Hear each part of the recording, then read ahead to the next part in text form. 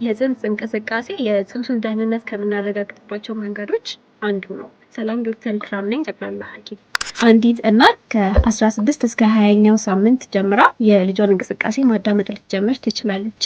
በ24ኛው ሳምንት ሁሉም እናቶች የልጃቸውን እንቅስቃሴ ማዳመጥ ይጀምራሉ ተብሎ ይታሰባል። ጤናማ የጽንስ እንቅስቃሴ የምንለው አንዲት እናት በጥሞና በምታዳምጥበት ጊዜ በአንድ ሰዓት ውስጥ እስከ 4 ጊዜ እንቅስቃሴ ካዳመጠች እንዲሁም በ2 ሰዓት ደግሞ እስከ 10 ጊዜ የጽንስ እንቅስቃሴን ካዳመጠች ነው።